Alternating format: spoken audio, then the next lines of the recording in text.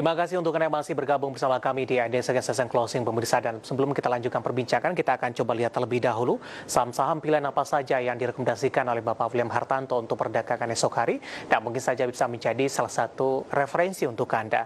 Beberapa saham diantaranya adalah ada KLPF, Sido, Jasa Marga, kemudian juga Antam.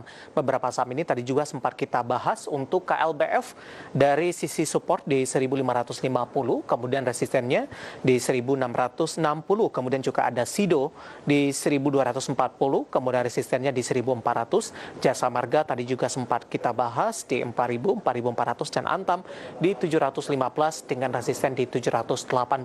Semuanya direkomendasikan buy untuk perdagangan esok hari, dan lagi-lagi keputusan investasi tetap ada di tangan Anda, para investor dan trader pasar modal Indonesia. Pak William, kita lanjutkan kembali, Pak. Ya.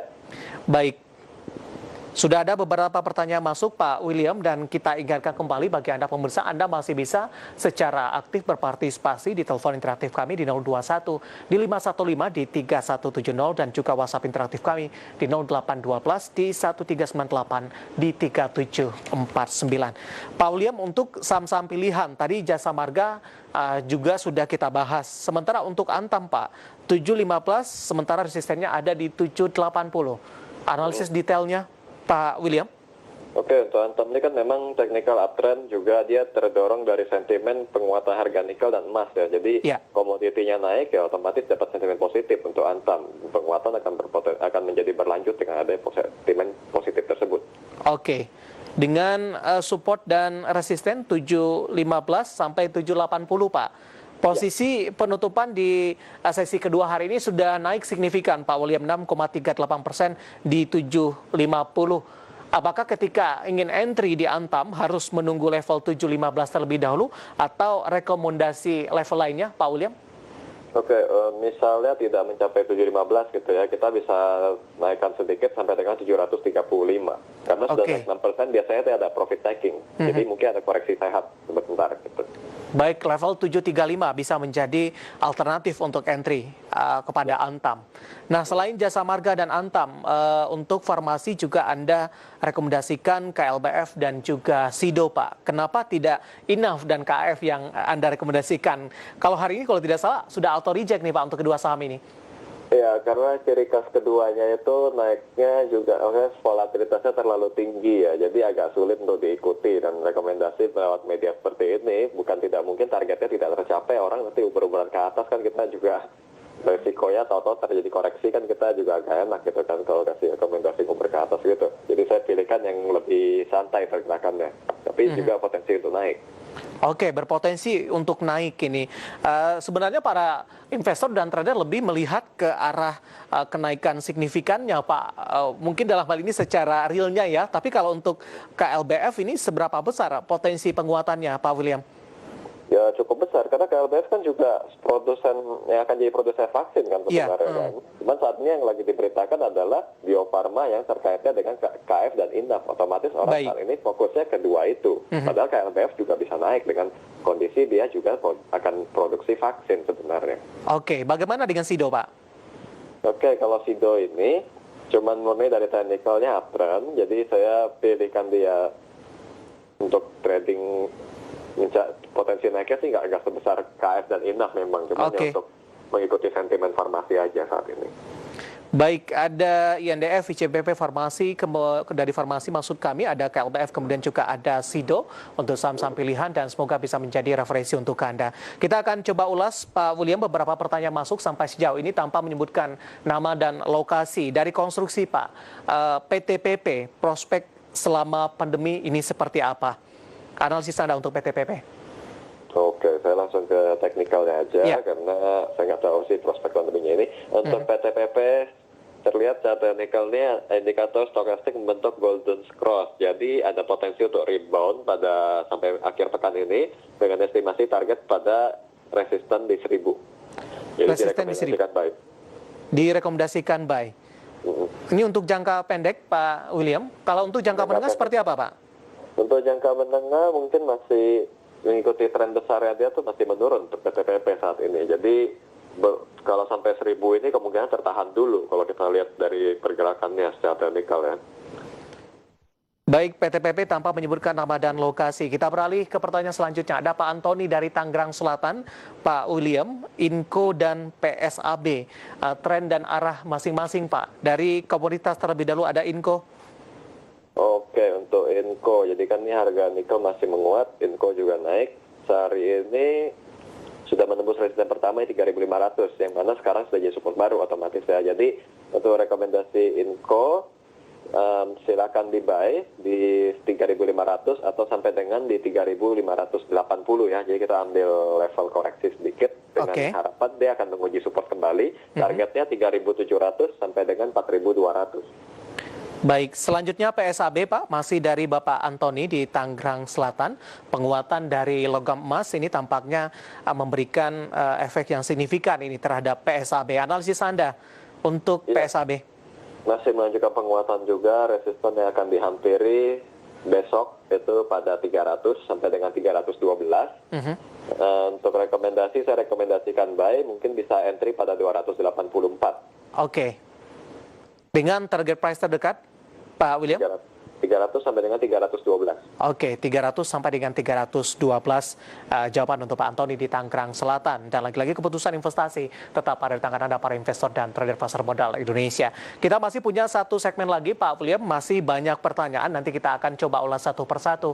Dan pemirsa kami akan segera kembali usai jeda berikut ini. Terima kasih untuk Anda yang masih bergabung bersama kami dan terima kasih juga untuk Anda yang sudah berpartisipasi di WhatsApp interaktif kami. Pak William, kita lanjutkan kembali Pak.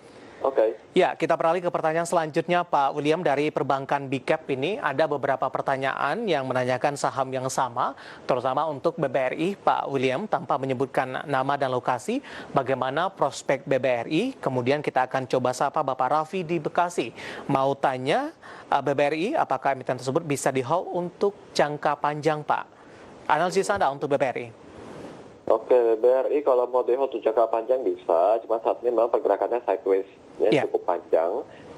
Selama dia masih bergerak di atas 2.800, it's okay, hold aja nggak apa-apa. Target terdekatnya 3.350. Baik, 3.350 untuk BBRI. Tapi kalau untuk jangka menengah dan jangka panjang bisa diproyeksi tidak Pak? Kalau Tata Nikel itu setelah lewat 3.350 akan target lanjutannya pada 4.000. Cuman ya itu nanti tergantung pada kinerjanya ya, nanti kuartal 3 bagaimana. Baik, ada beberapa aspek yang harus diperhatikan begitu Pak William. Kemudian Telkom Pak, tanpa menyebutkan nama dan lokasi, prospek dari Telkom, kemudian juga Bapak Raffi di Bekasi juga mempertanyakan untuk Telkom, terutama juga untuk jangka panjang ini Pak. Oke, untuk Telkom, telekomunikasi sebenarnya kan sentimen positif di saat pandemi adalah telekomunikasi lebih banyak yang orang pakai. Jadi untuk Telkom sebenarnya dari sentimen oke, tapi untuk dari harga saham juga masih dalam pergerakan sideways. Level yang perlu diperhatikan adalah 2.880 dengan resisten pada 3.400. Untuk saat ini kalau sudah punya di hold juga nggak apa-apa. Baik, selanjutnya ada friend ini Pak William, ini baru masuk. Dari telekomunikasi juga. Oke, untuk friend ini pergerakannya lebih tinggi volatilitasnya. Jadi technically juga uptrend. Kalau untuk di trading cocok bisa diikuti juga. Range-nya itu pada 133 sampai dengan 152. Dari sisi profil risiko seperti apa untuk friend? Lebih tinggi pastinya karena dia lebih masuk ke third liner saat ini. Baik, kita beralih ke sektor lainnya Pak. Dari industri dasar, produsen semen ini, tanpa menyebutkan nama dan lokasi, INTP dan SNGR, kalau mau masuk di level berapa direkomendasikan? Lebih ke arah entry level ini, Pak William. Oke, INTP dan SNGR ya. Untuk INTP direkomendasikan di area 11.800 sampai dengan 12.200. Baik. Targetnya pada 13.000 sampai dengan 13.600. SMGR Pak?